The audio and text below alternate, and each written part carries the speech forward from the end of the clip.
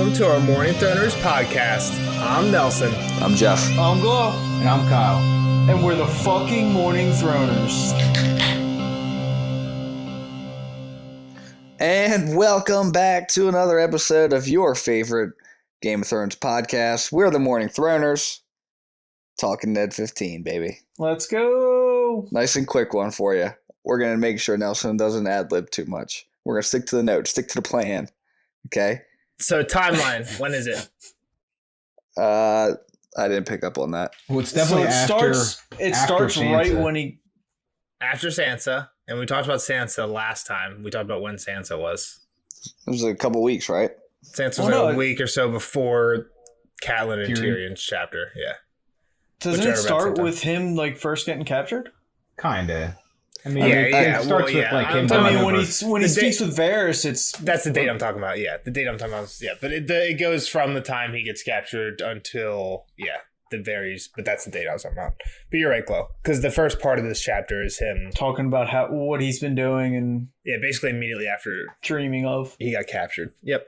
So we don't actually know how long he's been in the cell now. Like he doesn't even know. He's just going by like when he's getting water and stuff, right? And they don't technically have to give him water every day. They weren't. No, they definitely weren't. He has no idea. Right, at first. I think he's at some like, point, I can't even see to make marks on the wall. Yeah. He's like, I have no idea what time of day it is ever. Like he could be falling asleep and waking up in the same day. He has no idea. Question. Do you think there's different sets of prisons in the Red Keep? Like he's got to be in like max security, like we're gonna make you go crazy type shit.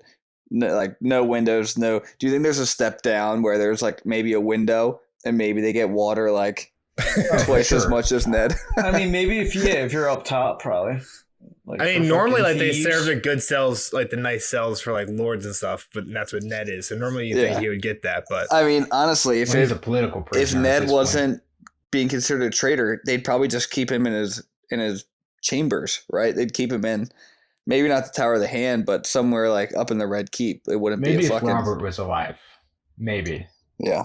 I think anything Cersei's going to do is going to be like this. Yeah, I mean, even Tyrion, who's like a lord, got kept in like the fucking sky cell, right? Like he didn't get any special treatment. Everybody there hated him, so there wasn't much saving him. Yeah. Well, that's what I'm getting at, is everybody here hates Ned. Yeah, that's normally if you're a prisoner, the people around you that are keeping you prisoner probably aren't going to like you too much. As a rule of thumb. Yeah, sure. As a rule of thumb. All right, so where we're at, Ned's been in the cells for days now, just going nuts, right? And what's the big thing about these cells, Kyle?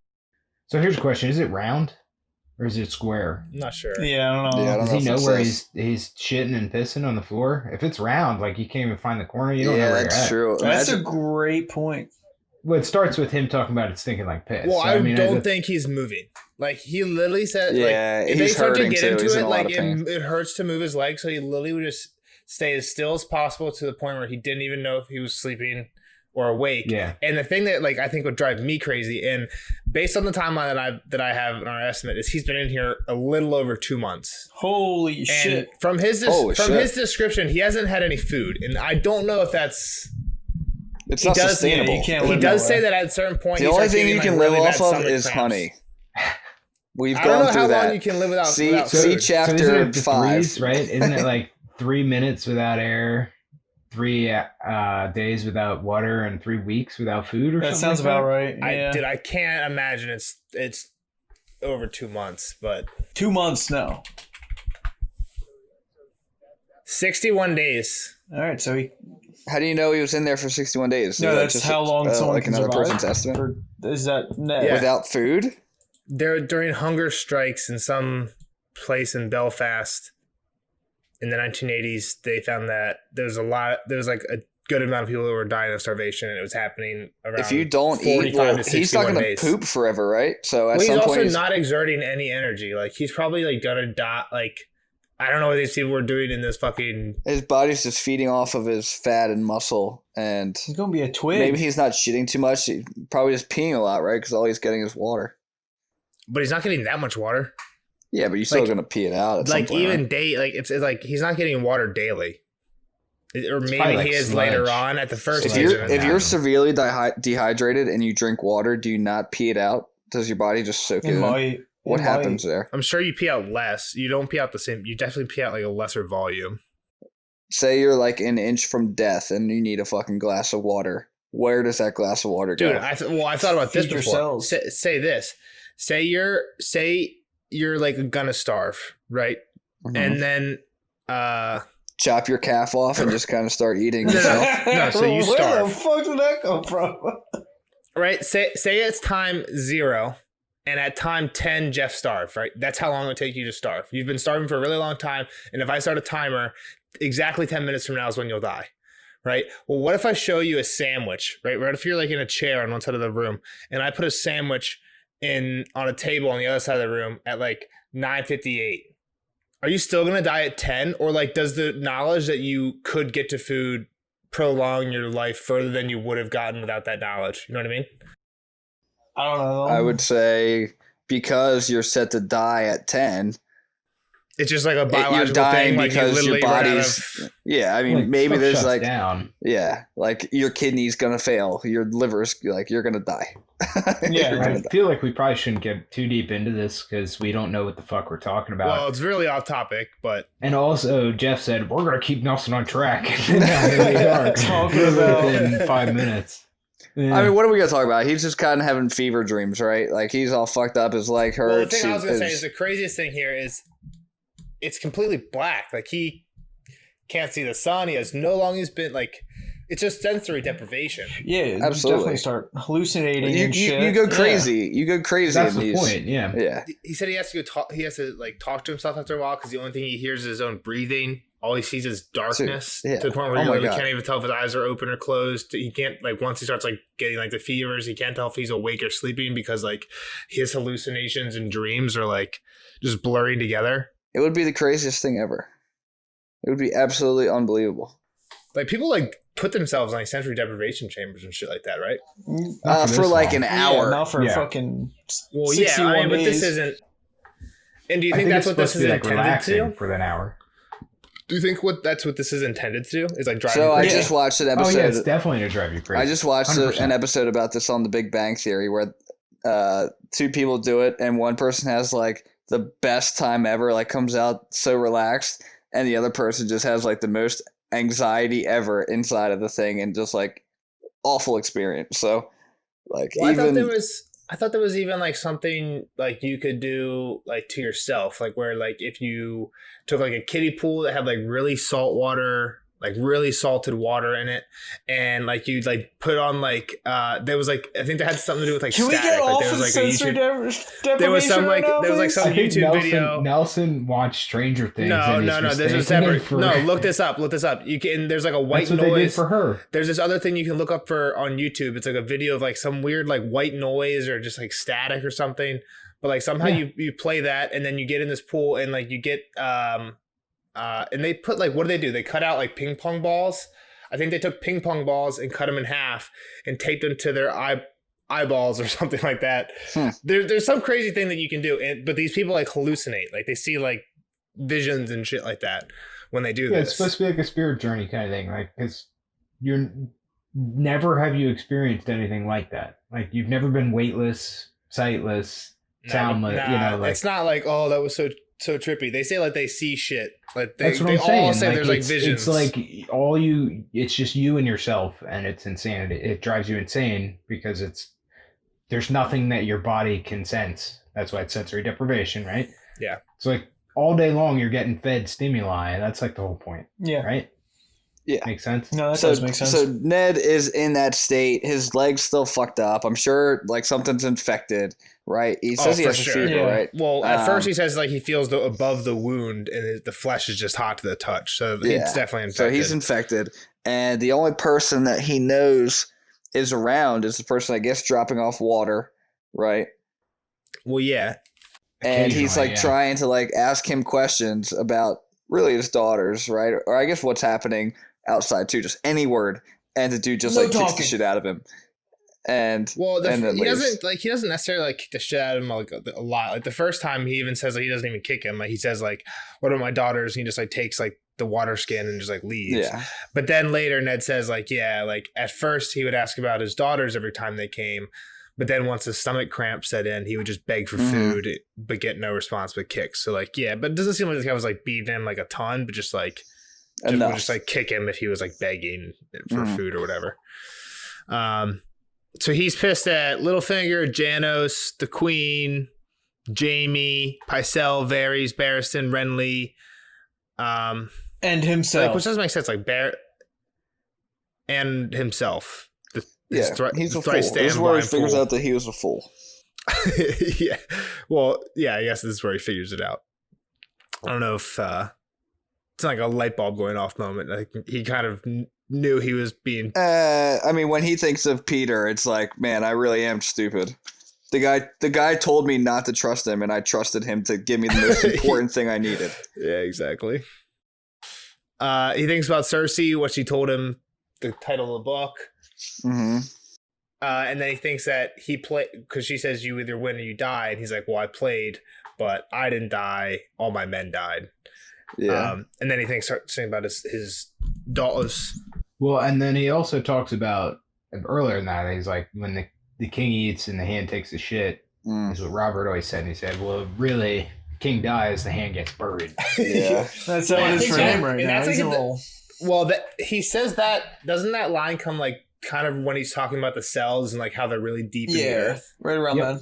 Yeah. So like I think he's talking about like how he physically just got buried. Yeah. Like, just imagine how cold it is, right? too. He's got to be like freezing.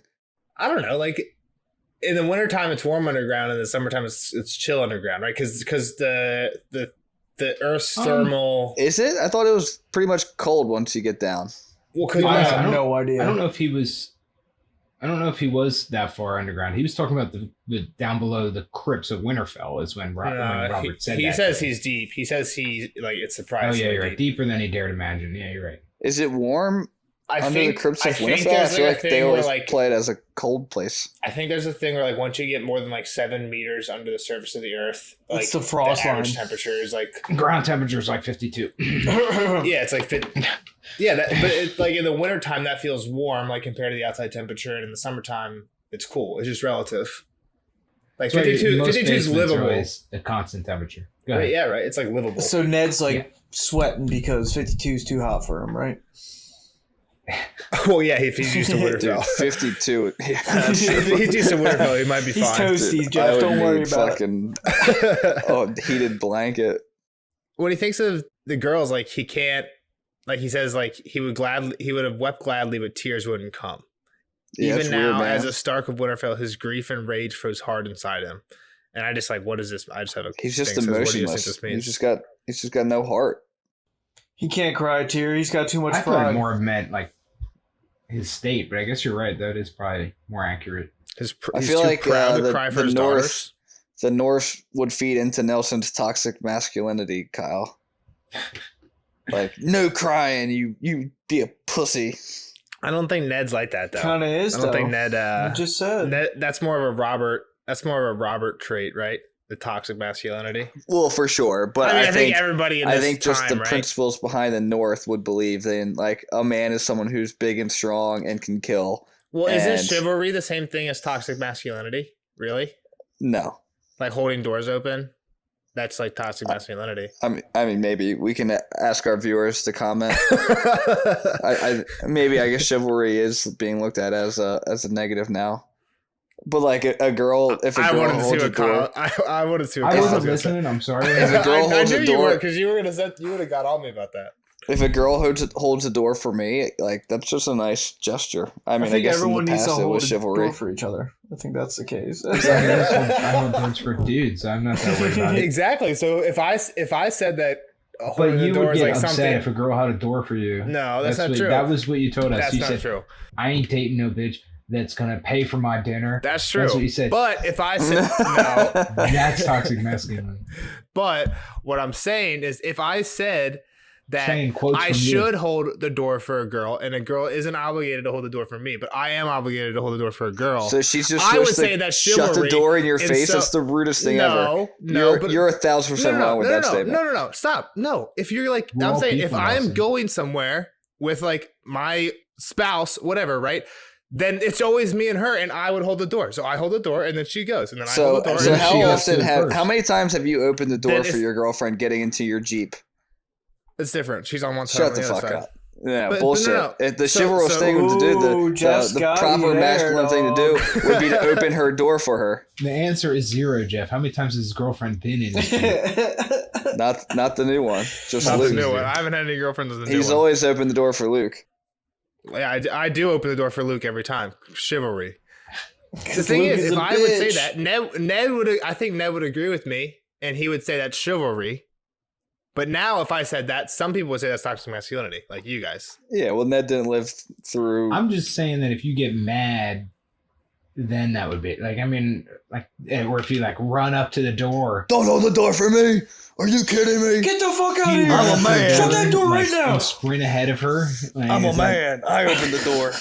No, like if she happens to get there first and goes into the house, whatever, I'm not gonna be like, you didn't wait at the door for me to come open the door for you. But like if we're walking up to a door, I should be the one. Now, so you can't go in that door. I should be the one to take a couple steps ahead, right? Not her.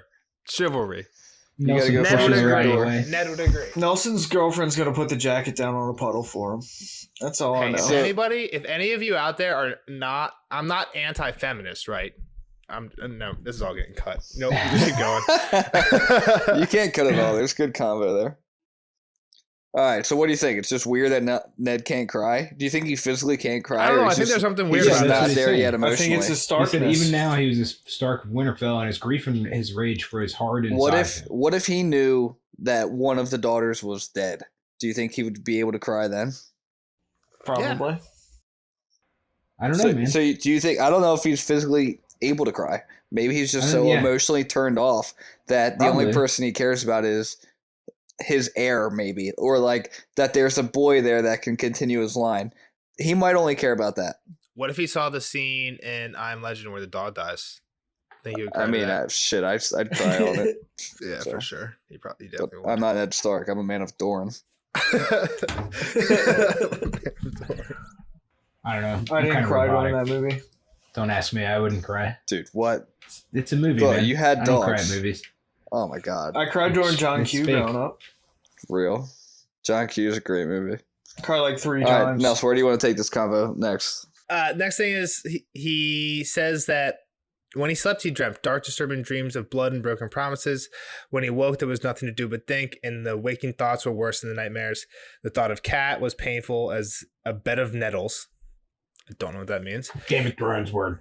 Game of Thrones thorns, dude. Nettles or thorns. I thought nettles was like I thought it was like from a pine tree though, which aren't like that sharp. But I'm like, well, nettles are like thistles. I think. Thistles. Dude, I had a friend got a Christmas tree part in his eye. Had to go to the ER. Could be bad, bro. Like today? No, back in the day. You can't just pull that out. No, it like he blinked it into like his fucking skull. I guess. Oh, you know what I mean? My god, bro! Fuck that. I did that the other day. I was closing the attic and I looked up and something dust like fell out and landed in my eye, and Erica had to like pull it out of my eye. Oh my god! Thankfully, it was like on the front. PSA to all the viewers: if you get a real Christmas tree and you bring it into your house, well, before you bring it into your house, check it for praying mantises, because praying mantises lay their eggs on freaking Christmas trees, and people like every year fucking people get like 200 praying mantises in their fucking house. I don't think it's 200. That sounds dope. Yeah, 200 like that much. Yes, yeah. I think it's like for sure. I think it's like a little bit less than that. But the people just get a fuck ton of praying mantises. I've got a real tree my whole life. And I've never once had that. So me either. But a guy, one of my buddies in high school, his dad owned a Christmas tree farm, and he said he would get like 4 people every year that would come back and complain and be like, "Yo, what the fuck? Why is my house infested with?" Fucking... how do you even go back and complain about that? It's an endangered species. He said normally when you put it through the shaker, it gets rid of it, but sometimes it doesn't, and not everyone does that either. It looks like a cocoon. Like you've seen the pods before, right? They're like green things, right? No, they're not green. They're usually like tan, like kind of like wasp nest looking almost cocoon. Anyway, that's just my PSA for everyone now that we're going into holidays. Yeah. But there's other bugs that can live in there too that do similar things. Like you can also get termites and shit. Fuck, termites are a piece of shit. It's okay. A real tree. Because then they'll just eat the tree when you're done with it. Nelson's a fake tree type of guy. I hate it when my parents started getting a fake tree. I love every day during Christmas season. You wake up and you take a few pine needles and you just like snap them in half and just like rub them together in your hands, and your hand just smell like Christmas all day. That's not what Americans do. I've never did that in my life. Never done that? You're in the severe minority. Now you're gonna, dude. Every morning you just go like that, and then if you're having a shitty day at work, you just go, and you just smell Christmas. I've never had a shitty day at work. Each egg sac has 50 to 200 praying mantis. Bang. My number is always right. Every tree? Right? No. Every cocoon. Every tree comes with 200 praying mantis. I was going to say, they're not going to be endangered for much longer. I don't think they are endangered. I don't know, though. I mean, it used to be illegal to kill them. I don't think it ever was. I think that was like one of those urban legends. Look it up right now. It wasn't federal law to... No, we're way too far off track already. Kyle, you're a praying mantis expert. Look it up. I mean, I do like bugs. No. The answer is no. I'm still not going to kill him. So back to the chapter. He's having bad dreams. When he's not dreaming, he's just thinking about horrible shit, like what's going on with Kat. He wants to see her again. This is where he realizes his leg infected, and he still has his cast on his leg. Yeah, the plaster. What are you saying? I would figure that with what happened to him, he's going to need a cast for a very long time. His femur got broke, right? We don't even know if they set the leg bone properly. They probably didn't. Well, they had to. He was like walking around. I mean, he's infected now. Yeah, I don't think. I mean, he was. How long was he walking around for, though? After that attack, before he got fucking arrested. Handful of weeks, I'd say. Who's this dude? Who's the dude that helped him? Was it the Maester? Yeah, I would assume so. Like, I feel like he probably has an oath to do things correctly. Yeah, but we don't know how correctly they know how to do shit. Well, yeah. We can assume that they're pretty good at their job. He did it to the best of his ability. I'm not saying that, but I'm just saying, shouldn't he been... Yeah. Oh, did he get stabbed again when he got jailed? No. He'd been fixed up for about 2 weeks before he got jailed. Okay, so... All right, and he was walking around on it, which he shouldn't be doing. Infected. Like, he was putting weight on it, walking with a cane. Yeah. That's not good. So then he gets a little solace here. He like starts to think about... Well, he thinks about anything that could be going good.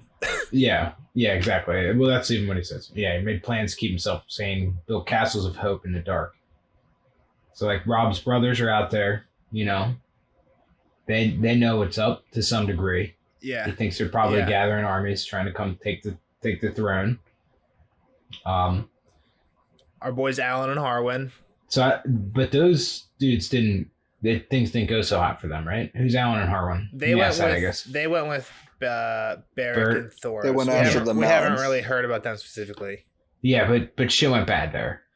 Well, we heard that Barrick group got attacked, right, by Tywin. But then we heard when Tyrion showed up with Tywin that Barrick's men are kind of running around. Yeah, they're still fucking. Oh yeah, they're the ones poking the hunters. Yeah, he's gonna send Tyrion either after them or against like Vance and Piper.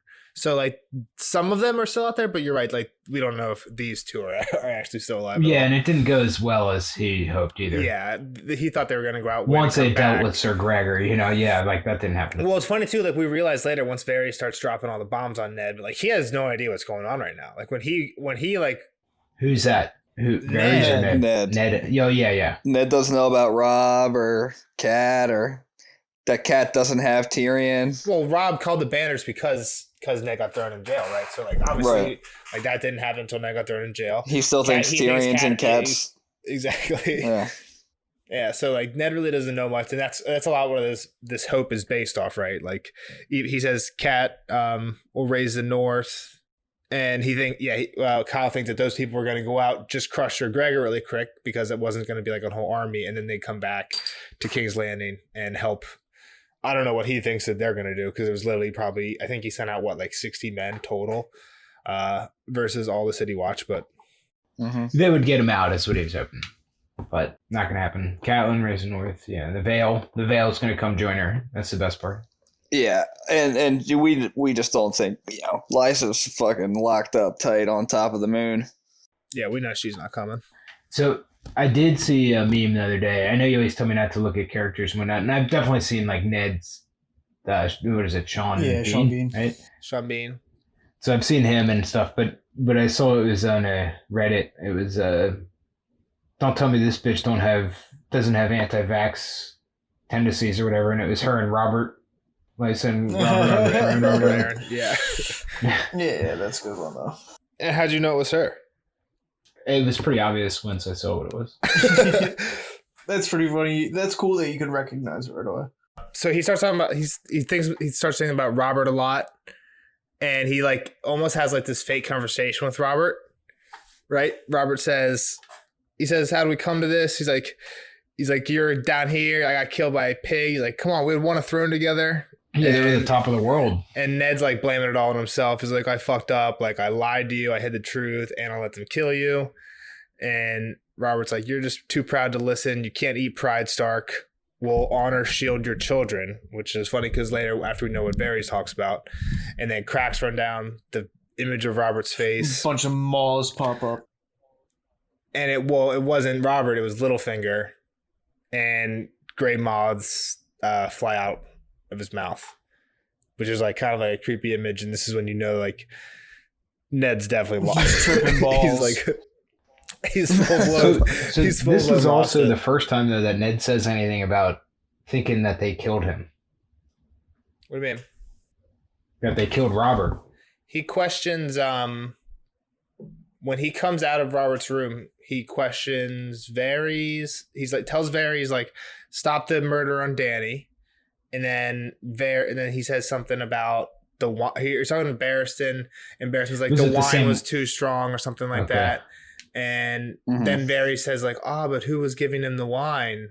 And Barristan's like, it was Lancel. And like, that's the end of that chapter. So like, he doesn't really like ever like accuse anybody or suspect anybody. And I don't know if we talked to you, like how much we talked about it when we were there, but they do like Varys does kind of like hintingly accuse at this.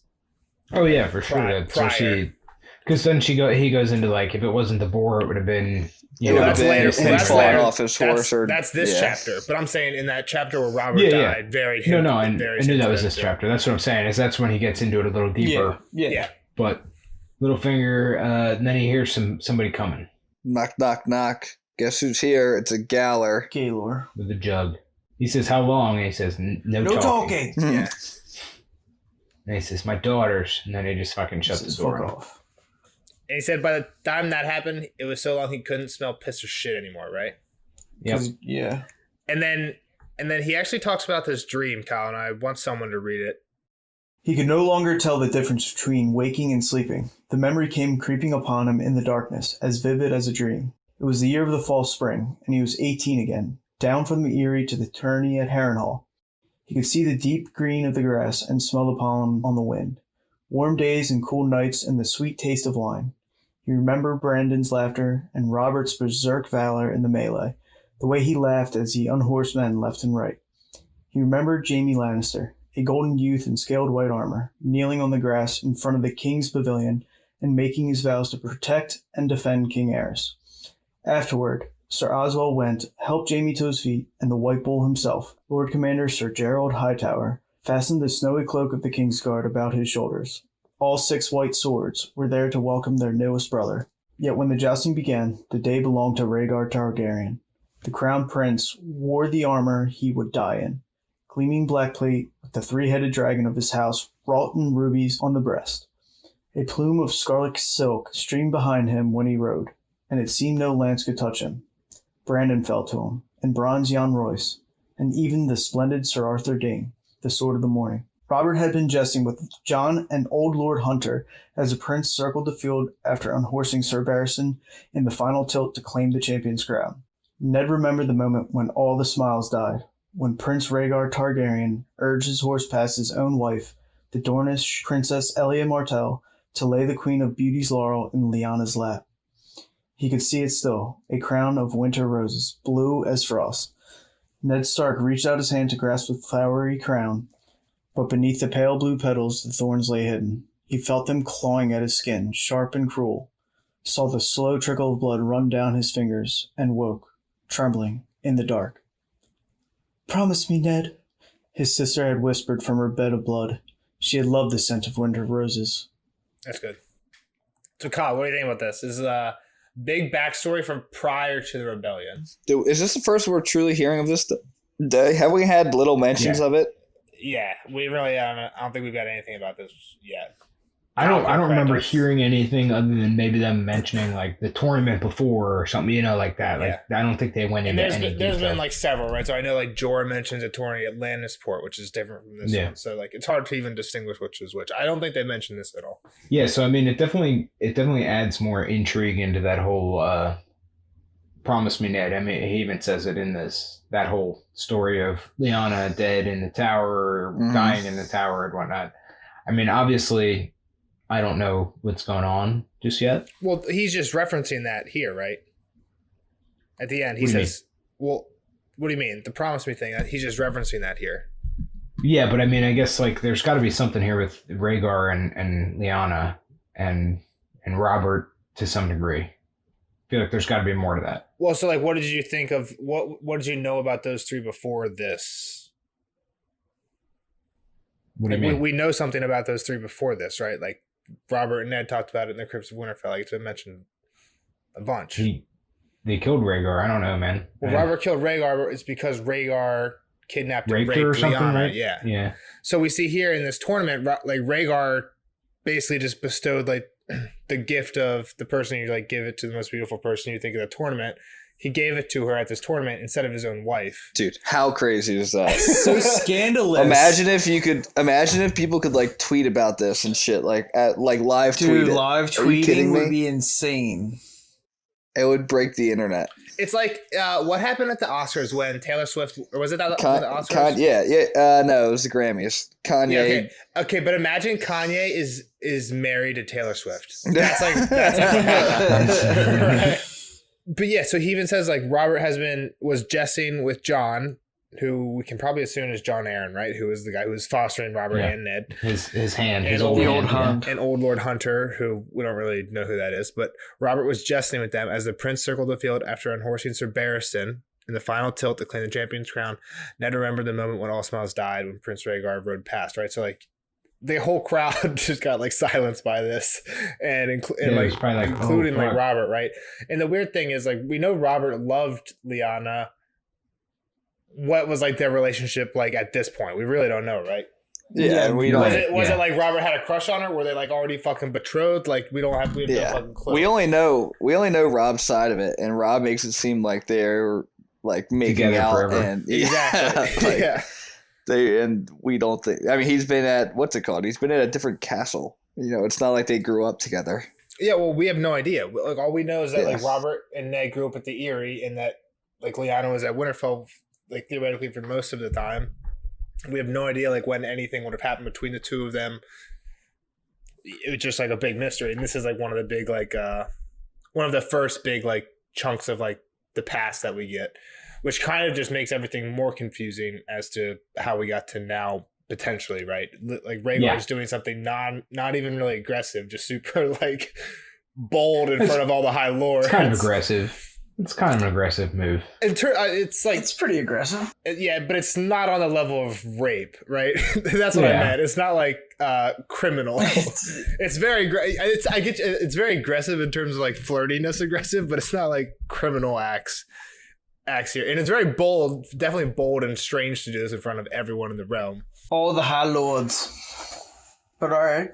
It also expands what that whole Promise Me stuff could mean. For sure. Just imagine that ride home, Rhaegar and Elia. So what was that? Oh, and is this where? Do we also hear that this is where? Yes. Jaime Lannister gets the Kingsguard. Yeah. Okay. Became Kingsguard. So, quick question about that. Was that premeditated that at this tourney they would name him, or did he win, like, the melee and get named the seventh? We hear Rhaegar won the jousting, and I don't think they say who won the melee, but... So that's what I'm saying. Like, did he win anything to become the... No, I bet he was... It was already meant to be. Yeah. Yeah, I agree.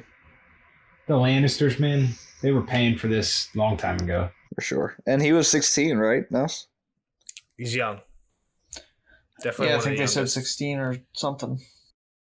Yeah, so I think we talked about some of the next parts. This is where it starts getting stomach cramps. We're going to skip over this, but I like how he's like, God save me.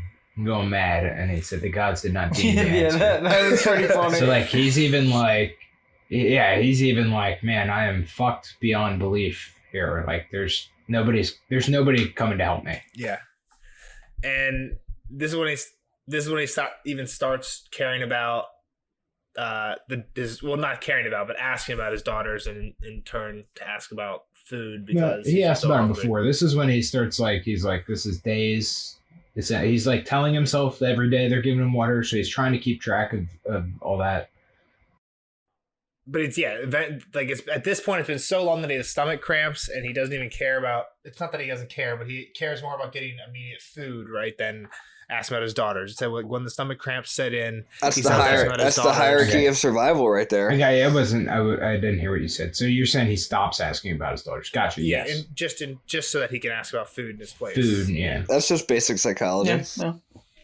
And again, this is where it's like kind of ironic. He's like, they can't kill me. Like he's like, they're gonna starve. This is like why I'm wondering like how long can you go without food? Because like he thinks they're gonna starve him. He thinks he's a hostage. But he thinks like no, he doesn't think. Well, he is a hostage. At first he does, but then he's like, they can't because cats still got Tyrion, which is like nope. And he's like, well, Cersei could have just killed me if you wanted to. But either way, he's a valuable hostage. I mean, I guess they have Sansa, so she's pretty valuable too. 2 hostages is better than 1 hostage. Very true. Shoot the hostage. All right, Jeff. Knock, knock, knock. Yep. In comes the Galler with a sack of wine. Food. Galler number 2. With a little bit of beard stubble. So he looks weird, right? He's got to look weird, really fucking weird. Well, how did they describe him? I'll see if I can find The voice was strangely familiar, yet it took Ned a moment to place it. Varys? He said groggily when it came. He touched the man's face. I'm not dreaming this. You're here. The eunuch's plump cheeks were covered with a dark stubble of beard. Ned felt the coarse hair with his fingers. Varys had transformed himself into a grizzled turnkey reeking of sweat and sour wine. What sort of magician are you? So a thirsty one. Did he grow this beard or is this a fake beard? Fake beard. Actually, we don't know. Do we know anything about Varys' past? This is the part where I don't know what Kyle knows, what he doesn't know. Not much. The fact that he's a eunuch. I mean, I know he's a eunuch. Yeah, I don't know what Nelson's getting at. I would say fake. I would say fake. It's his stubble, so I would think it's real. Yeah, but that's to assume that he hasn't done anything like. We haven't heard of him ever having stubble before. He's always been clean and like clean shaved baby type shit. You know what I mean? So he's just shaving his pubes and putting it on his beard. Yeah, I think so. All right, what do you think, Cal? Yeah, I mean, I assumed it was fake, but I didn't know. I guess this just kind of is for me, and you guys know more about him obviously by now. But like this kind of is character building for Varys is that he like has the ability to use disguises and whatnot. Yeah, I'd say that's accurate. That was why the question was relevant. It wasn't just a dumb. I enjoyed the question. If he's got to wait to grow a beard every time he wants to throw on a disguise, he's going to be very limited to what he can do. Especially if he grows one like Nelson. Yeah. He does say it in here. So I think this is a fake beard because he tells Ned in this chapter that he traveled with a group of mummers in the Free Cities. And mummers are like actors or like performers. So like fake beards are like could be part of the territory, part of the show. Kind of. Yeah. Makes sense. Yeah, that is why I think and I think that's kind of like one of Varys' thing. Like Varys came to Ned earlier in like chapter 11 or something, dressed as like in a disguise, right? Like he comes in and even like talking in a different voice at first, and Ned didn't realize who it was. I think. Yeah. I forget what that was, but that was when they were like trying to watch who was watching him or whatever, right? Yeah, I forget exactly what the situation was, but yeah, this isn't the first time Varys has dressed in a disguise. But at that point, I don't think we knew anything about Varys having a background in mummery. This is the first time we hear it, so like now, I think we're good at saying. I think, which is why when you ask that question, I'm like, well, I don't know. I can tell you what I think, but I'm not going to tell you why, unless I said it this chapter. But I think they say it this chapter. Do you think it's weirder to give him wine? Do you think that would fuck him up? Oh yeah, that would super fuck him up. Why do you think he did it? To super fuck him It's up. also, First, I think some it's just nutrition in it. A little That's bit. what I was thinking. Is he trying to give like a little bit of nutrition too? Because he hasn't eaten any food. Because if Barry's he's trying to be a nice guy, just give him some food, right? Yeah. I don't think getting him drunk's going to do anything. It's not going to... He's already freaking in a susceptible manner. He's going to talk freely no matter what. Yeah. Maybe it's like a comment. There's a courtesy, I'm here for you. Get some wine. Isn't Stockholm where you fall in love with your capture? Yeah, but you know, you cozy up to him, and Well, not fall in love, but you start to agree with them. I don't know anything about that. I mean, I've heard that before. I just didn't know what it was. So, but Ned makes Varys drink it first, because at first he's afraid it's poison. He thinks it's poison. Same poison you gave Robert. Poison him. Yeah. And then when Ned drinks it, it's shitty and dregs. And this is the first time where we find out Varys didn't want Robert dead. Well, I like this quote from Varys just about the wine. He says, "All men must swallow the sour with the sweet, high lords and eunuchs alike. Your hour has come, my lord." And it's why? First off, why is Varys bringing shitty wine? It seems like it would be harder for Varys to get shitty wine than it would be for him to get good wine. Mm-hmm. But I don't know. I just like that quote. But then this is where Ned asks about his daughters, and Varys is like, "Well, the little one is gone. No one, and even fucking Varys can't find her. I can't find her. Lord. I think that's the biggest news here. The little birds can't find her. We haven't heard from her. Do you have any? While we're on the topic, do you have any predictions about Arya, Kyle? No. Okay. Do you remember what she was doing last? She was with the swordsman. I forget if he sent her somewhere or not, though. No, so she ran away. Remember, she ran to the what's it called, where they keep the horses. She's went to the stable. She went and got killed the stable boy. She went and got all her shit, and then went to the Dragon Skulls and was going down the Dragon down into the pit because she was looking for a way out other than the. Yeah, and she knew that way led out. But I guess what I'm saying is, after getting out, I don't know where she would go. I don't remember if he sent her somewhere. You predicted to the ships, I believe. I think Kyle said she was going to get to the ship. Probably, but I don't know if she is at this point, because I think that whole the fairy tale stuff is gone. Yeah. All right. But I don't know where she went. And Sansa's still betrothed to Joffrey. Yep, and Varys says, and she came to court a few days ago to plead for your life. It was so sweet. You should have been there. And then he says, "You should have been there. You're basically as good as dead." Ned starts thinking "Oh fuck, I'm wasted already because of this fucking wine." Yeah, it's hitting my head, hitting the head hard. Then he thinks to himself he says something about Cersei can't kill me while Cat holds his brother, and Varys the wrong brother though, and he doesn't have him anyway. He's suspected dead in the mountains. So this is before we know Tyrion's back, which is again what places this slightly before the Tyrion chapter. Varys doesn't even know Tyrion's alive, but he does know that Cat doesn't have him anymore. Mm-hmm.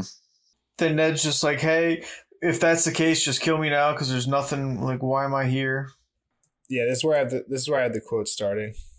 "If that is true, slit my throat and have done with it. Your blood is the last thing I desire. When they slaughtered my guard, you stood beside the queen and watched, and said not a word." And what again? I seem to recall that I was unarmed, unarmored, and surrounded by Lannister swords.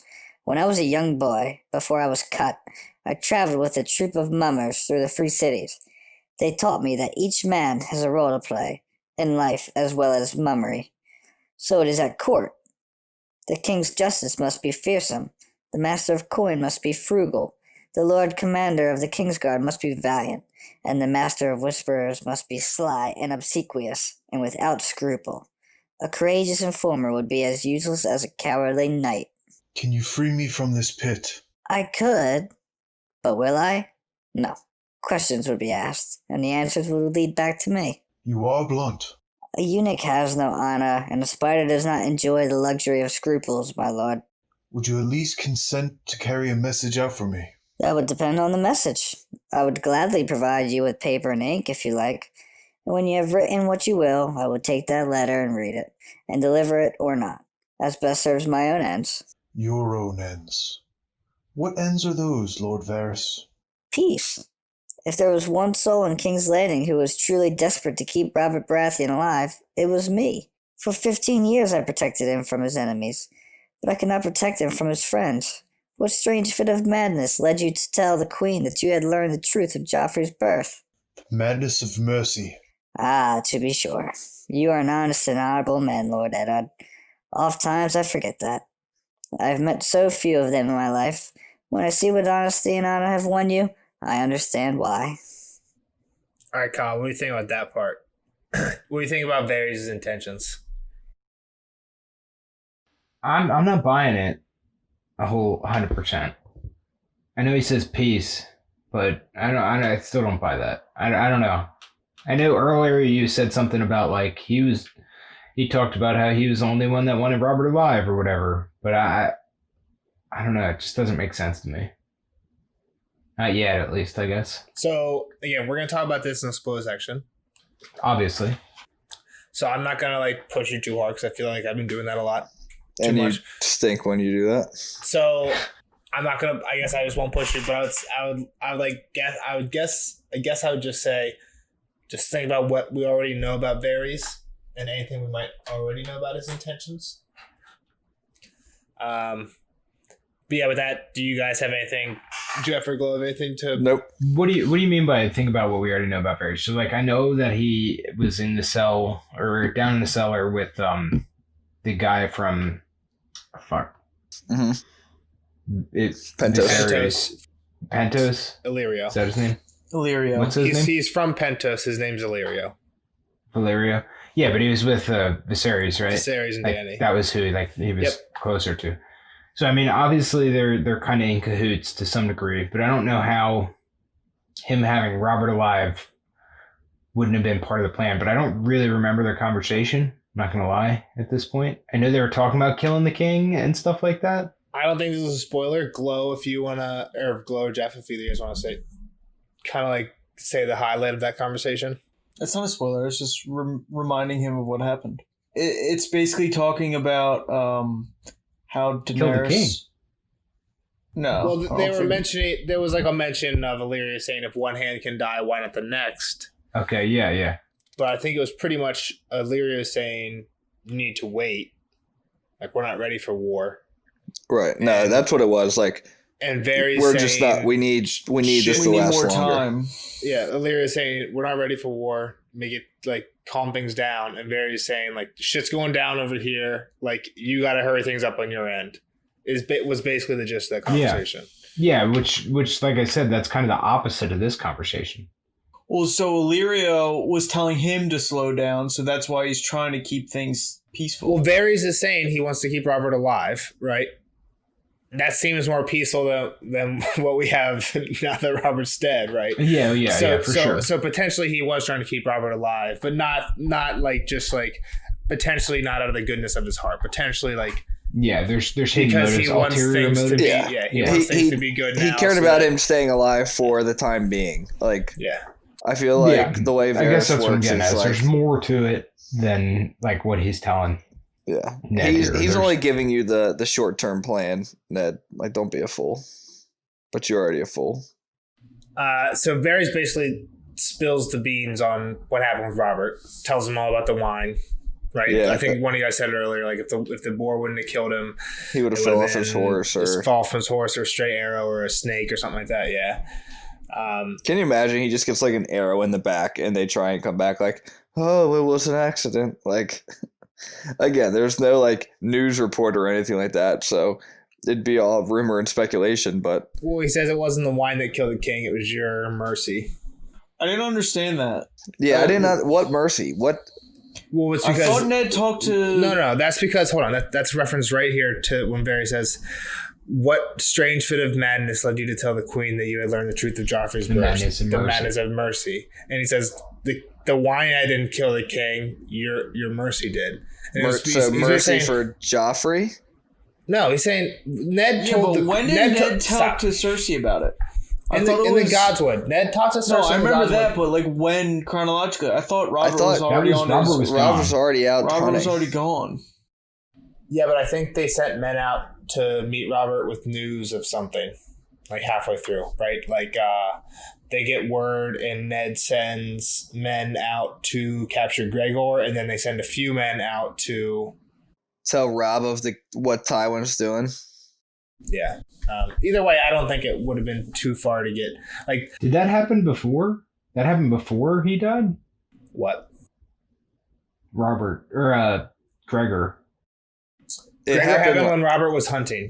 Yeah, because Ned was on the throne. Ned had to make the decision about what they were going to do. Yeah, but I thought do. it was like right after he was hurt, but okay. And Ned sends men out, but then he also sends men to tell Robert what happened. So Robert is in a findable, close-by location in the Kingswood, right? So like a day or two's ride. So if Ned can... What I'm saying is if Ned can send somebody out there, the Queen can send somebody out there after that conversation. Either way, that's what Varys is saying here. It's like... Okay. Because you threatened Cersei, she had to make a move. Exactly. You pushed Cersei into a corner, and this was her move. Exactly. But he says, don't feel too bad. I think she wouldn't have waited too much longer. Anyway, I feel like that wasn't mercy, though. Like, it was stupidity. No, it was Ned's that's Ned said, it was my mercy is why I told her. And he said, well, your mercy got him killed. Yes, it's a reference to what he just said. Yep. So then he says... she was going to get rid of him before too much longer anyway, because she had to get rid of him to deal with the brothers. And what does Cersei call Robert, or what does Varys say that Cersei calls Stannis and Iron Gauntlet and Silk Glove. Yeah. Oh yeah, we don't know too much about those. But that's just a funny comparison. Well, I do know Renly is like the pretty boy currently. Yeah, like he's like the old Robert. Mm-hmm. Good looking cat. Stannis Young is Robert, a bald, mean looking fuck. Yeah, I don't know much about him, but I assumed that he was there, and they were talking about getting armies and whatever together through him. So I figured he was more hard ass. Yeah. This is where the quote picks back up. Cersei is frightened of you, my lord, but she has other enemies she fears even more. Her beloved Jaime is fighting the River Lords even now. Lysa Arryn sits in the Eyrie, ringed in stone and steel, and there is no love lost between her and the Queen. And Dorne the Martell still brood on the murder of Princess Elia and her babes, and now your son marches down the neck with a northern host at his back. Robb is only a boy. A boy with an army, yet only a boy, as you say. The king's brothers were the ones giving Cersei sleepless nights, Lord Stannis in particular. His claim is the true one. He is known for his prowess as a battle commander, and he is utterly without mercy. There is no creature on earth half so terrifying as a truly just man. No one knows what Stannis has been doing on Dragonstone, but I will wager you that he's gathered more swords than seashells. So here is Cersei's nightmare.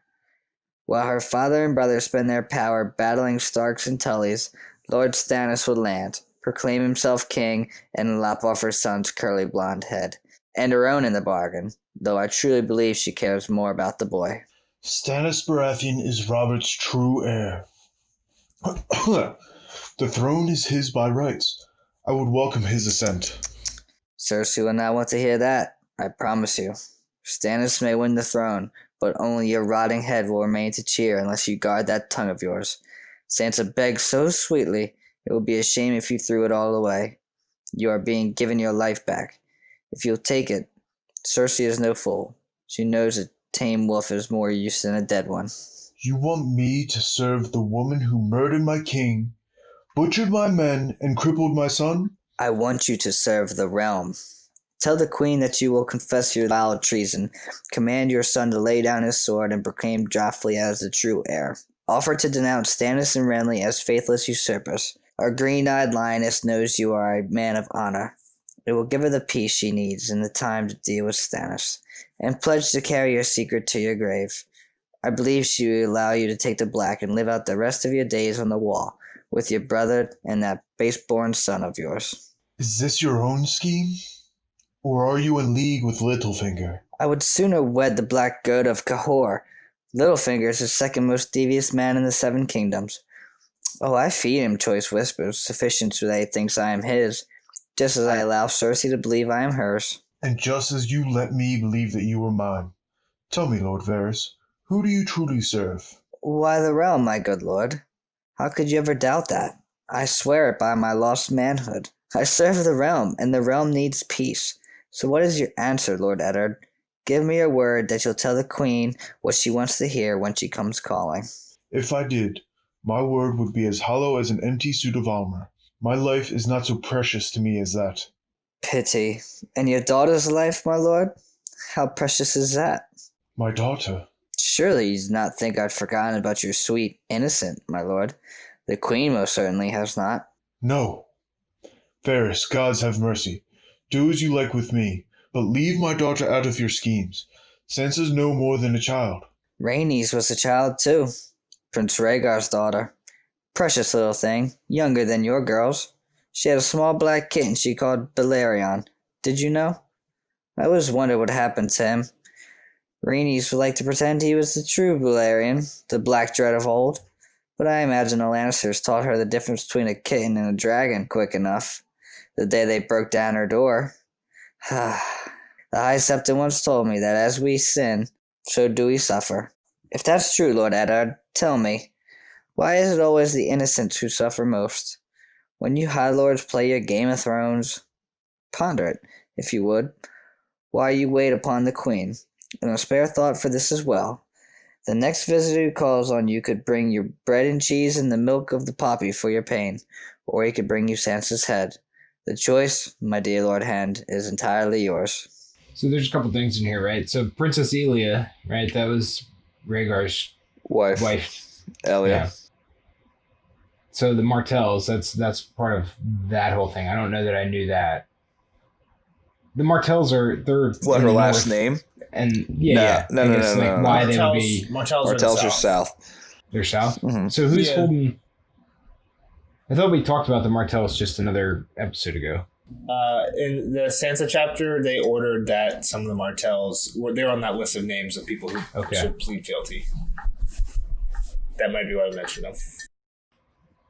And then the other thing I had to say here is, so the quote started off with Ned getting all bombs dropped on him about the war. Rob's going to war.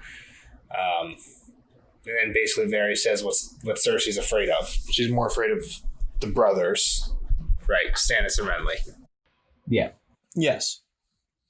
Because Stannis has a better claim to the throne, and well, Cersei's more afraid just from a practicality standpoint that if they're too busy dealing with Robb and the rest of everybody, their army's spread too thin to protect. How are they going to defend me, bro? From everywhere, exactly.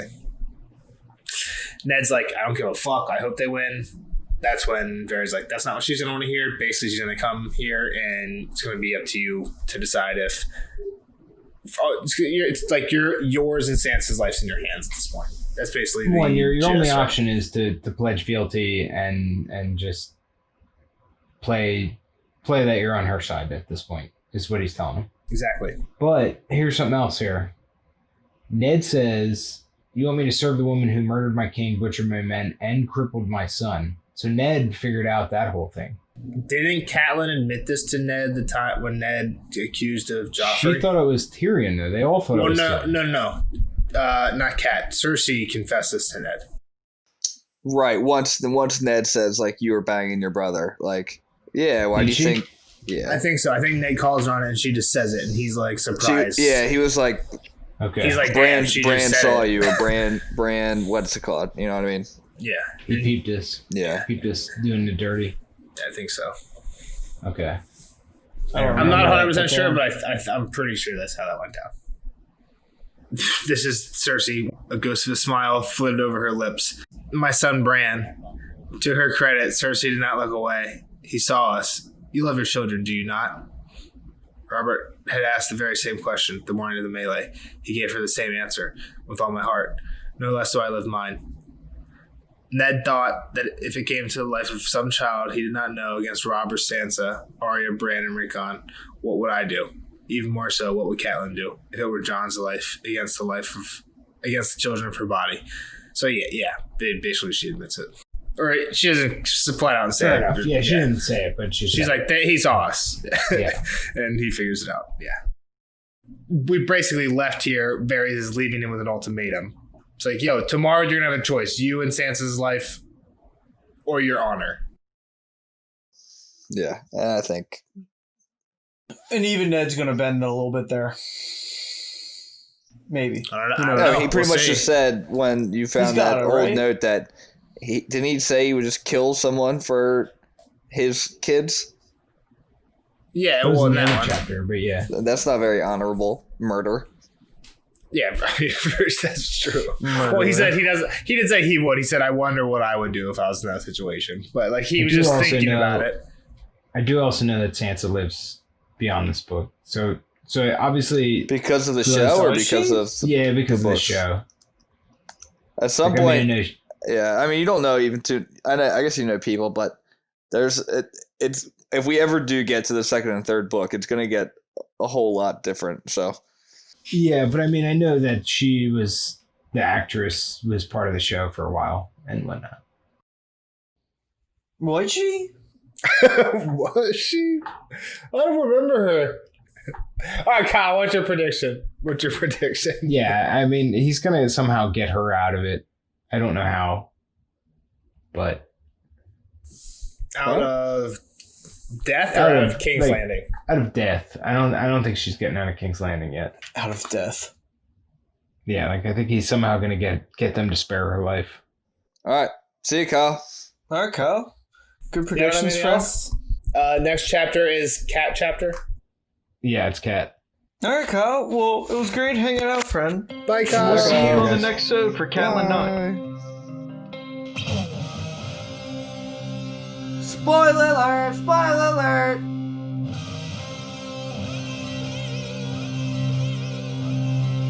Spoiler alert! Spoiler alert! All right, see you later, Cal. It was great hanging out, bud. We'll see you on the next episode for Catlin 9. And now, on to the spoiler section. But before we get to our hot takes this time, guys, we're going to talk about some comments that we got in the recently in the past couple episodes, you know? Yeah. We want to give a big shout out to Erie S. Luna 88. Big fan. We're a big fan of you too, Thanks, Luna. Luna. We love you. Luna's been listening to a lot of our podcasts recently. She even admitted in one of the comments herself that she was binging. But in several of these, she asks questions, and we like to get back to any people who engage with us. So some of these we're going to save for specific chapters where I think there's deeper conversations. So like she has some comments on some Danny chapters that we're going to save for there because I think there's some really good points she brings up. But the first one I'm going to read was from our last Cat chapter where Cat gets to know Kaylin.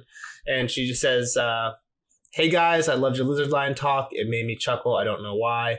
And Nelson, the maps are great. Keep doing them. I really got confused reading about the battles and battle plans. It was really helpful. I have a question for you guys about Kat. Do you think Kat is a good judge of character? She seems to think so. A lot of fans think that. And I kind of always had the feeling that she judges people on looks and clothes. Like in this chapter, the Mandalays. Not real merit. What do you guys think?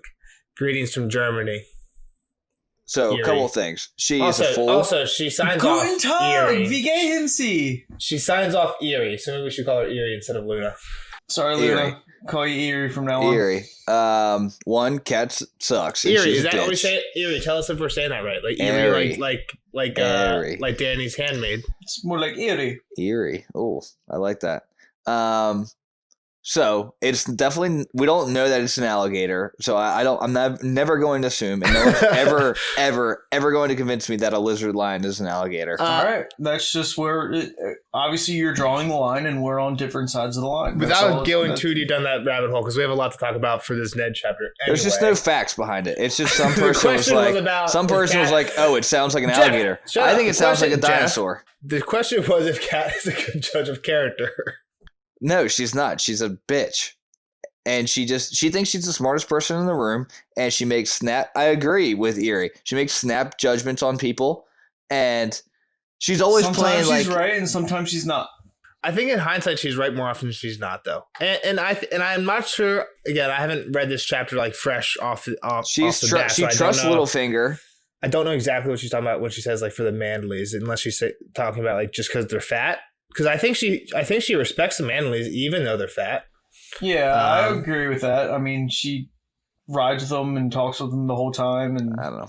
And she even says like she likes that, like she even like, and so Eerie here is saying that like she thinks that she judges them based on like clothes and stuff like that. She like literally comments that one of the Manleys has like food stains all over him, right? Like she says she doesn't know if she he passes a lot of judgment on people's appearances all the time. She seems to respect, but she makes normal observations. But she does, it doesn't seem like she lets like, that affect her wiry hair is all knotted up. She must not be sleeping much. Like she, I don't know.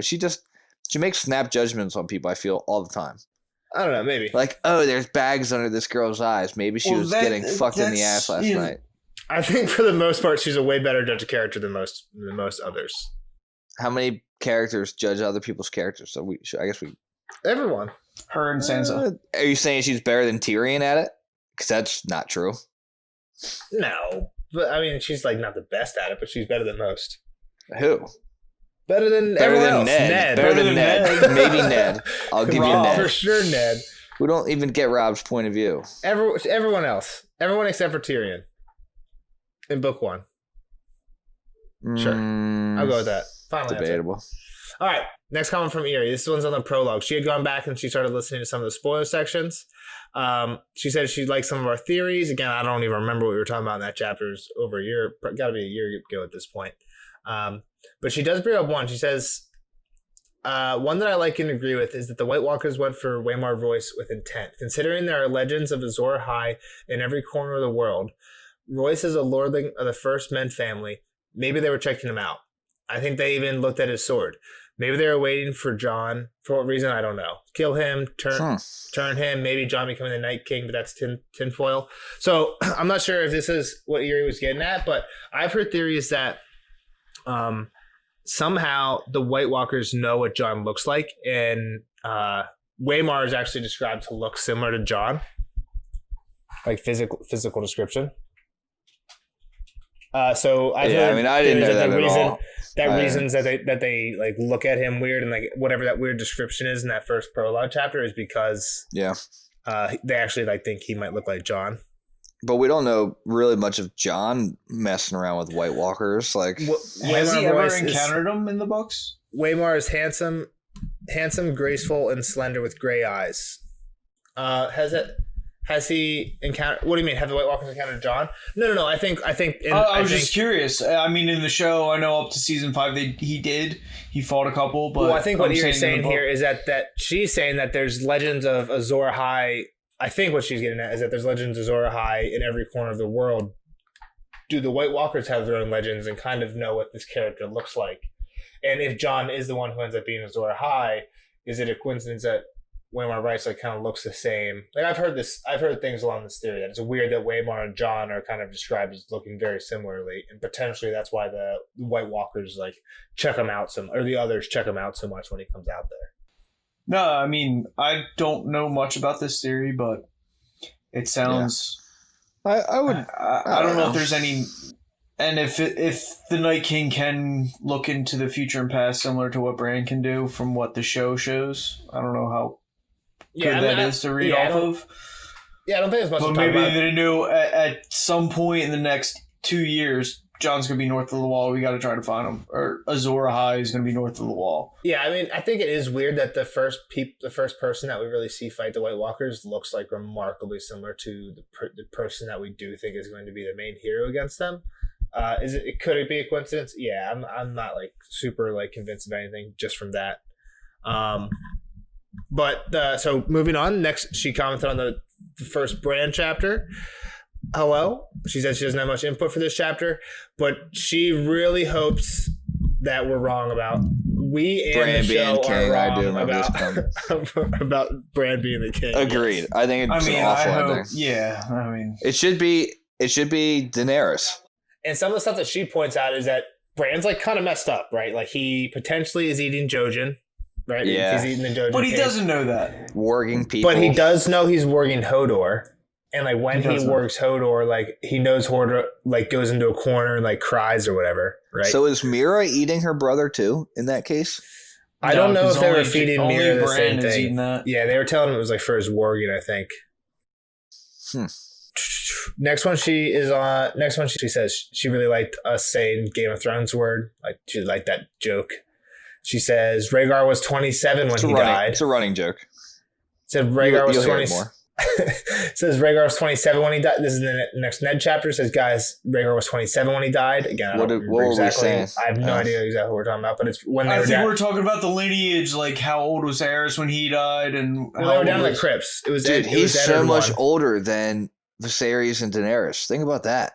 Well, Viserys is 18. Was like 18, yeah. Oh no, he's 18 now. He's 18 now. Yeah. So he was like 20. He's like 25-year difference between. No way he was 27 when he died. Are you calling Eerie a liar? I think so because what did we say? We said that we found out last chapter that Aerys the Mad King was only like 34 when he died, and they died like the same time. So he would have had him at 7 years old. Yeah. I mean, I guess it's not impossible. I don't know it's possible. I don't think that's possible. Let's say he died at 19. That would 8 years. That'd make him 15 when he had his first kid. That's a little bit more believable. Born 259, died in 283. Who's that? Rhaegar, because he's born in Summerhall and dies as a 24. 259, 283. It's 24, right? Yeah. 24. Okay, so not 27. That's close. What's that make Aerys? 11. Okay. That's young. That's young, but it's doable. And maybe Aerys is what, 37? Is it doable? Then Aerys is 37. You bump Aerys up to 14. You're fine. He's Dany's age. Is 11 doable? I forget sex ed. I don't know. I don't think so. 11's gotta be doable. I think we gotta hit. Dude, I think you gotta hit puberty first. That's when the ball sacks start turning out the sperm. He is born 244 and 259. 259. 15. So 15. Okay. Yeah. He's definitely producing sperm. Oh, I was producing a ton of sperm at 15.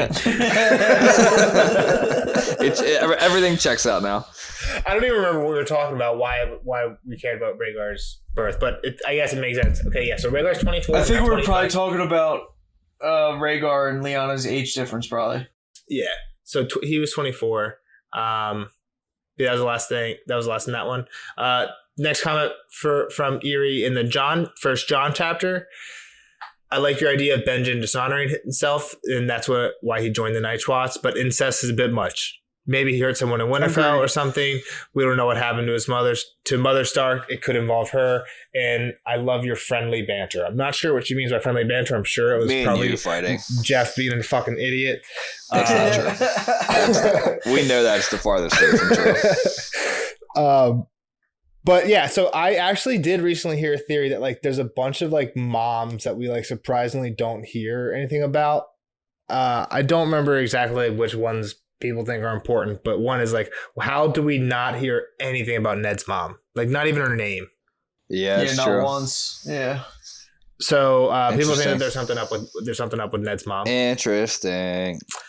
And I never thought about that before that comment. Yeah, and this is the last comment from Eerie.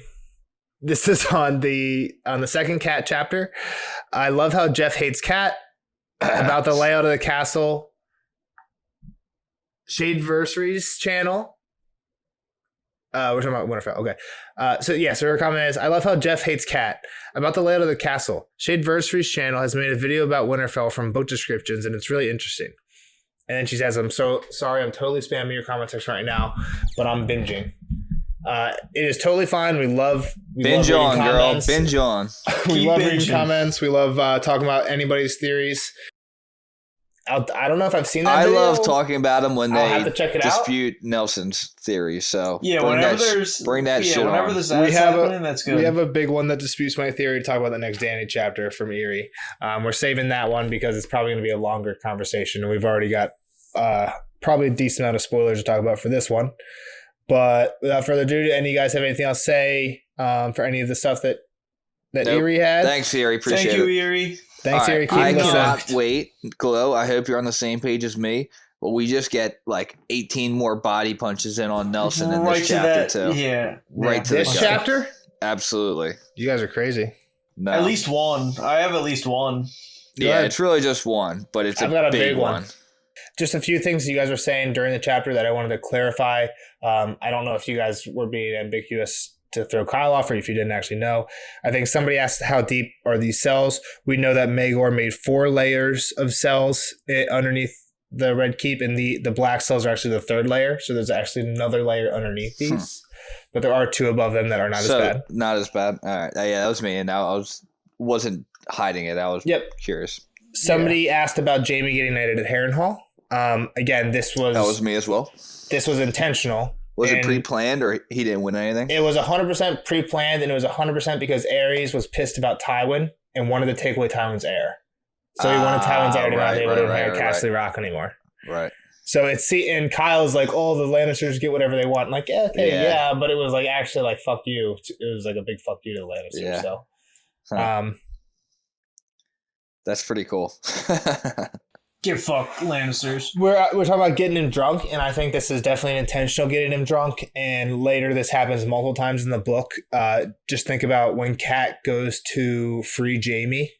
She purposely brings him wine, thinking like, "Oh, this will make him be able to swear these vows to me, and then I'll release him and get Sansa back." Mm-hmm. It's exactly what Varys does here. Take somebody who has got very poor nutrition, like been in a cell, get him wasted because it just happens instantly. So yeah, I think that was definitely on purpose. Yeah, but at what point? Like I'm saying, either way, he's gonna be able to sway him if he brings up his daughter. I don't think it matters. I guess, it's just a little encouraging. Yeah, I mean, just a little encouraging. Come on, you're wasted. Come on, everything's a little bit. You're just a little bit less guarded when you're wasted, I guess. For sure. Those in 2 months. So I don't think those are the got quick much things. Guards up. Those are the quick things that I had that I noticed Quick while we thing were talking. I have. So my whole thing with about the sweet smell and all that, or taste or whatever. Sweet and sour wine. Well, when Varys comes up, he does not smell sweet. He smells sour and sweaty and shitty. And he's being real to Ned most of the chapter. He glides over the whole, I'm looking for peace. His end goal is actually peace. He's not really lying. He's kind of bending the truth. It's not his end goal. It's his current goal. This is always his goal. Yeah, whatever. Same thing. His end goal is peace with Targaryens ruling. Yeah, but Jeff's right is that he wants peace right now in order to make it so that he can just stall for the invasion, right? Yeah, so he wasn't lying nothing saying that a Targaryen comes to the throne and he doesn't like that rule and has a new plot come up of who's next. He's just in the moment, I'm loyal to you now and I will throw you away in a heartbeat. Again, there's theories that he's actually a Blackfire and everything, right? But we're not going to get into that right now. All right, what do you guys got? Rhaegar's wearing rubies. Rubies. It's somebody else. It's Mance Rayder. Yeah, so they even say he's wearing the rubies he'll die in, right? And there's a lot of theories that so Rhaegar is known as like a pretty good fighter, but not like fucking Barristan Selmy. Yeah. And who does he unhorse to win the final round? Was it jousting? It was jousting. That was jousting, though. That's it's not like a fighting thing, but I got you. No, for sure. So people think like, oh, what the fuck happened? Like, why? How did this happen? How did Rhaegar win? And he did it to do this like really special thing. And again, I think I talked about earlier, like there's a lot of parallels between this tournament and the other tournament, right? You have Loras Tyrell crowning Sansa Stark with a red rose. Here you have Rhaegar Targaryen crowning with the blue rose. And, I wrote that note down. Does the blue rose mean anything? That it was blue? People say that the blue rose basically just they associate it to Lyanna so that later on they can symbolize it to Lyanna, right? So like Dany in the House of the Undying has a vision of the wall of ice with a crack with a blue rose sprouting from it. People think like, oh, Jon Snow, Lyanna, right? Yeah. Yep. Other people say like that doesn't mean anything. I think the Bale the Bard story has a blue rose in it that doesn't have anything, and that story has nothing to do with Lyanna. Yeah, I just wrote down blue rose because I know it's brought up a couple times. Other people think it's more of like a first men thing, which is why it's associated to why it's kind of like forced on Lyanna here, because Rhaegar is trying to perform some first men type ritual, right? Which potentially is why he actually steals her and kidnaps her, right? Potentially he gives her like this first men custom of giving some blue flower. We don't know exactly about that, but again, these are all theories. There's a lot of really weird parallels. Loras, what is he armored in? or like what is he like wearing when he's in that? He's wearing roses, right? He's wearing he's wearing like blue shit, right? He's like armored in like roses with sapphire. Like I think you're both right. I think he has like mostly red and white roses, but blue sapphires on him. Yeah. And how does he win that tournament? He has a cheating horse. Yeah, it's like kind of cheating, right? It's cheating. It's frowned upon. Exactly. He had a mare that was in heat, and again, so people think, if these 20s are meant to mirror each other, do the winners cheat in both of them? Yeah. Was Rhaegar actually Mance Rayder? Is that what we're saying? Well, that doesn't really affect anything here. The effect that what would is matter, right? Would him? be Rhaegar still alive. Rhaegar would have to do this again later on the Trident. Right, he would have to be. It doesn't matter who's in this armor here. It matters who's in the armor. So Rhaegar is alive. That's the theory that we talked about. It was actually one of the theories that we talked about earlier, and that I think Erie commented on in one of those comments. Yeah. And then the last thing I have, and it's the biggest one because it's the big fuck you to Nelson. Yeah. Here comes another promise. Promise me, Ned. And the whole time you've been saying Danny isn't gets even mentioned in the chapter. Yep, not once. Okay. But when he slept, he dreamt dark, disturbing dreams of blood and broken promises. What promise is broken here? To protect Rob, Littlefinger fucking promise to pay the gold cloaks, and I mean, just a general promise. Dreams of blood and broken promises. Promises to his men that he led south. You don't think this is a freaking Lyanna reference? Every other fucking time we hear the word promise from Ned, it's about Lyanna, and this one it's not. So it's a broken promise. It's not italicized, bro. It's not italicized any other time he says it in this chapter. Every time he says promise me, it's italicized. Not here. Oh my god. Not this chapter. So how does the broken promise lead to Danny? Well, because Jon is safe at the wall. And Danny's safe in Essos. No, as he heard, Robert sent men after him, and Varys says, I think that no confirmation of death. Those birds have flown. Last Ned has heard is those birds have flown. That doesn't mean they're 100% shooters. Come on. In Ned's head, there's assassins after Danny, and Jon is safe at the wall. No one gives a fuck about him, and here he's thinking he broke a promise. No thought of her after the promise me. Promise me. He's fucking blacked out. Yeah, this part of the chapter that you're talking about, where he references that, is taking course over the course of 2 months. We're literally getting like visions out of like chunks of visions of 2 months. No visions of Danny, but visions of broken promises when Jon Snow is perfectly safe at the wall. What about his actual children who are out fucking scattered around, dude? If you guys are trying to say that when he says when he slept, he dreamt dark dreams of blood and broken promises. If you're trying to say that isn't about Lyanna, is that what you're trying to say? To me, there's 0% chance that that's not about Lyanna. I don't see it being about Lyanna. I think it could be plural. Crazy. I think Lyanna could be involved. I'm not saying that's not the only promise that he lied to the king. He hid. It's not the only bloody scene. It's not the only promise. Yeah, but he hasn't referred to any of those as promises. And every time most of the time we hear about Lyanna, we hear about Lyanna and her bed of blood and promise me Ned, right? And here we have blood and promise in the same sentence back to back about broken promises. And then later on, promise me, and he thinks of Jon. And then he says, "Oh God, help me." He says promises and he says, "Oh God, help me." He doesn't think of Jon until Varys says you can go hang out with Jon. No, Danny. One cool thing about when he goes. Danny. One Danny cool thing about when he says. That's help me. I don't know how. God help me. You guys are crazy. This chapter is literally like one of the ones that people on my side of this argument use all the time. And like that is not a good leg to stand on. I understand what you guys are saying, that it's not mentioned, but like this is literally a bunch of fever dreams, like in and out all over the place. Jon is mentioned literally way later in the middle of the conversation with Varys, not before that, not anywhere near the mention of the promise. But one really cool thing about the Jon mention, listen to this. The thought of Jon filled Ned with a sense of shame and sorrow too deep for words. If only he could see the boy again, sit and talk with him. Pain shot through his broken leg. Beneath the gray plaster of his cast, he winced, his fingers opening and closing helplessly. What does Jon start to do for the rest of the? Clench his hand. He does that shit with his fingers. Right now, right? Because he well, killed the last Walker. chapter he got burned. Yeah, but we haven't really seen him do it at all. He starts to do it in the next Jon chapter. He does it when all the Ned's time. dead. Yeah. And it's weird, like Ned literally in the same. This if the promise was in fucking this quote, then maybe. But like the fingers in Jon are literally two sentences apart. So what's your I don't think this reason means that they anything. I both just think it's clenched cool. their hands? I just think it's cool. I just think this is. Oh, that's just coincidence. I think that's gonna be the one George. coincidence in George's writing. No, it's not a coincidence. It's just George throwing something like cool in, like something cool for the reread. That means nothing. What could that possibly mean? They have a connection. Jon and Ned have a connection? Absolutely. And we get it introduced in the last Ned chapter right before Ned dies. Absolutely. I don't see how that goes anywhere. Because then he dies.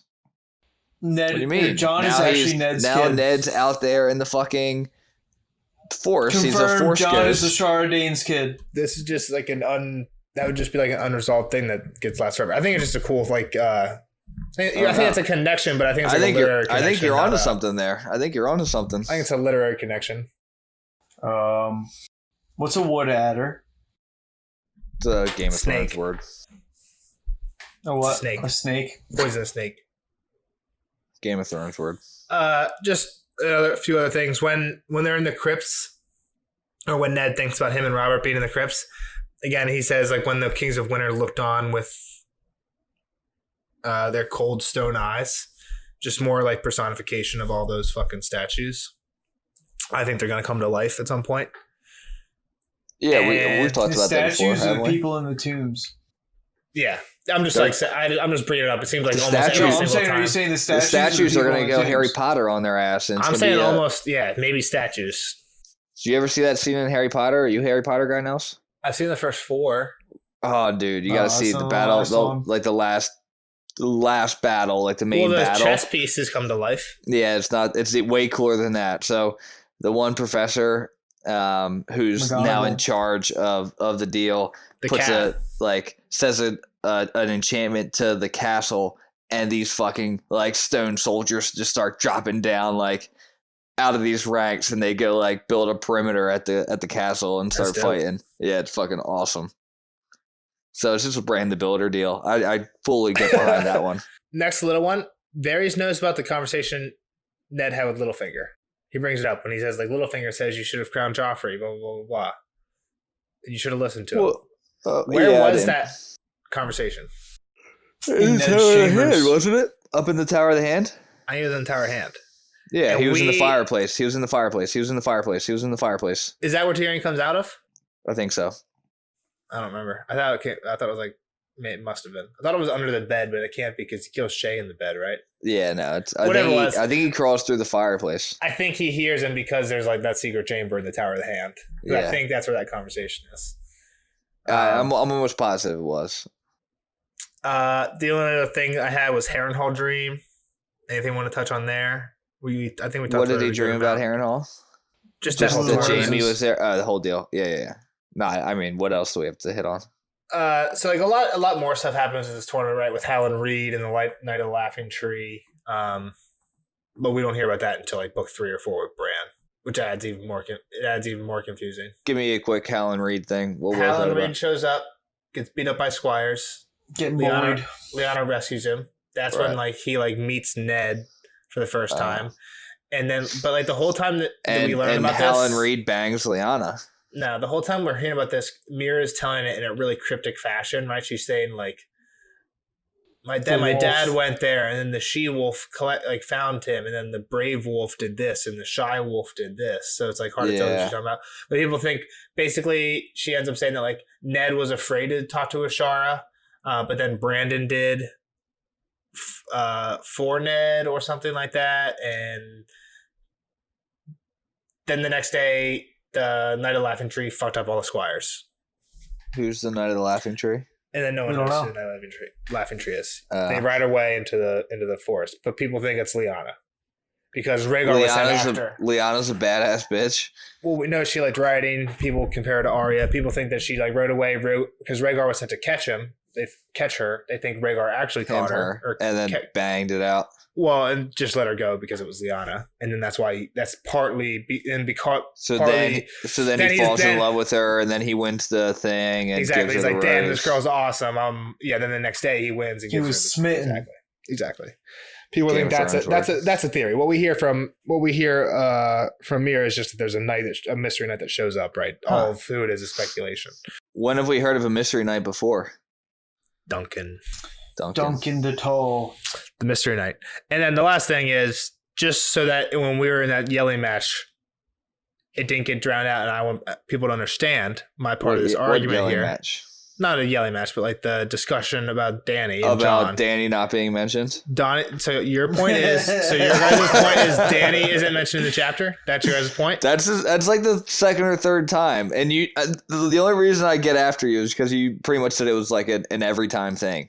When it says "promise me," Dany's then mentioned afterwards. You did, and you did bring up this chapter about that too. What do you mean? I don't know. Maybe it was the last Ned chapter. This chapter is big because of the dark, disturbing dreams of blood and broken promises. Sure.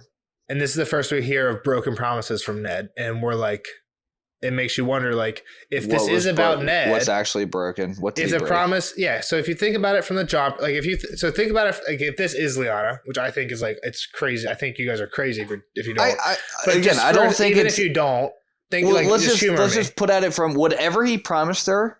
Whatever it is, it could be a million different things. Yeah. If he dies, he failed. Because he can't. He can no longer keep the promise. What do you mean? Well, if he's dead, he can't keep the promise. I would say with one exception. If his promise is to protect Dany, how can he protect her dead? He can't. Yeah, so it's broken. But Jon, absolutely. So it's broken because he's dead, not because she's dead. Or Jon is protected. He's at the wall, literally a million miles away from anyone, completely out of danger. Ned thinks so because he doesn't know anything about the White Walkers. But to Ned's point of view, Jon is literally at adult daycare for the rest of his life. Like he knows there's no shit going on up there. He hears from Benjen, like, what do? They go out there and cut down wood and like fight like fucking people with like stone axes. Like Jon is gonna be fucking fine, and Ned knows that. Like this is like the only thing that if Lyanna's like, yo, protect my baby. I don't know if you can say that because they're also being endangered by the wildlings, so they don't have enough men up there to guard the wall. So but if Lyanna tells you guard my baby. If just put yourself in that shoes. If Lyanna says protect this baby and then gives you Jon and you're Ned, where you are right now, you're in this cell, you're gonna be like, you know what? I didn't protect him. He's in danger.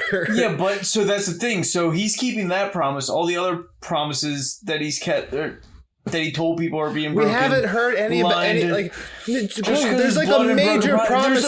There's millions of things that are running through his head. Millions of memories. It's now not just a thing that Promise and Dany are one-on-one. It could be anything still. The thing that I don't understand is if the promise. So the general theory is that whether it's Dany or Jon, the promise is Ned protect this baby. What if it's fucking Bran or something goofy? Regardless of who it is, the general theory is that the promise is Ned protect this baby from Robert. Okay. So maybe, how is this? Maybe. If it's Dany, it's Robert. No, you're right. Well, if it's Dany, it's Robert. Or if it's Jon, it's Robert. Right? Doesn't matter who it is. It's a target. Like the parents aren't changed. It's not. No matter Robert's what, it's the same kid. parents. The parents. Yeah. But Robert's dead. Exactly. Okay, that's what I'm saying. Okay. No. But then it's not broken. That's what I'm saying. So that's what I'm saying. The major theory is that this is about protecting this baby from Robert. But if Robert's dead, then how is this ever a broken promise? That doesn't make sense.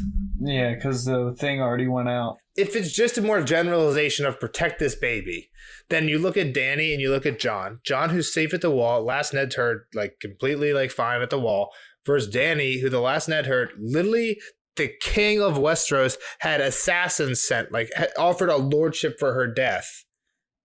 That is when you would be like, oh fuck. Well, she's also the wife of like badass fucking warriors. It's and not also like so again, like think about like this whole like Dany thing throughout.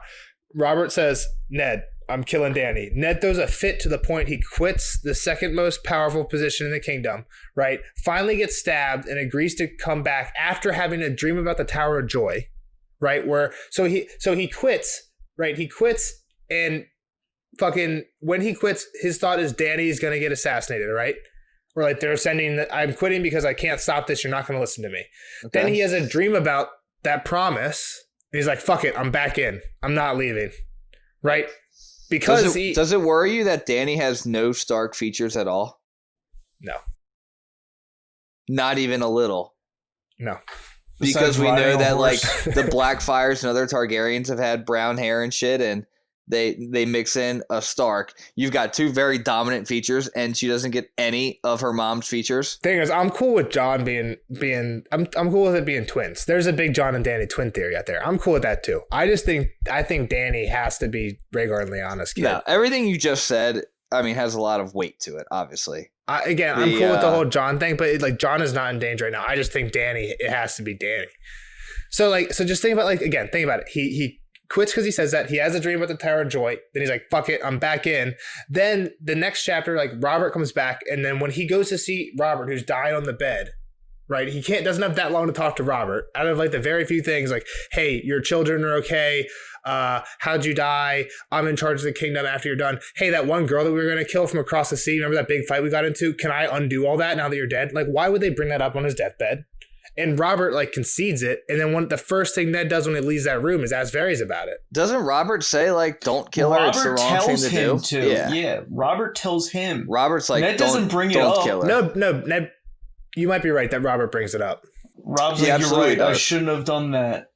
Save and Ned's the like, babe. what? He's like, he calls her like the babe. We talked about this in that chapter. I don't remember exactly the course of action, but I'm sure I argue this exact same thing in that chapter. So you can go back and listen to that spoiler section.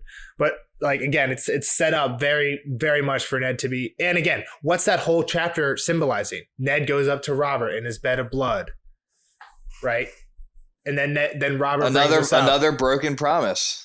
About what? Robert telling about being Robert's friend. Again, Robert doesn't like vehemently say like, promise me you'll go save her life. He just says like, save her if you can. He doesn't really give a fuck, but that's the first thing Ned does when he leaves the room. And then we get like one more Ned chapter where he gets attacked, and then now we're here. And the last he heard was from Varys. Oh, that bird has flown. I'll do what I can, but that bird has flown. Yeah. Right. He didn't hear that there was a poison attempt, that she lived. Like, he didn't hear any of that shit. That's the last thing he heard. Like, so from that point of view, I think it's very I think that's very compelling. And what did I explain to you? That like high level stuff on top of like all the obvious Danny's from Dorne stuff that we'll get to next chapter because of the Eerie comment. We'll get to because of the Eerie comment. But a lot of that stuff, a lot of like this Ned stuff is the reason I think that. All right. I think that's all I got. Yep. That's all I have. You guys? All right. That's all I got. There's a typo at the end. I made note of that. What was it? They missed out on a quotation mark for my book. Wow. I don't know about your book. Bad job, George. We'll see you guys in the next chapter. Bye, everyone. Like, subscribe. Share. Comment. See everyone. Bye-bye. The Night is Dark is full of terrors. Bye-bye now.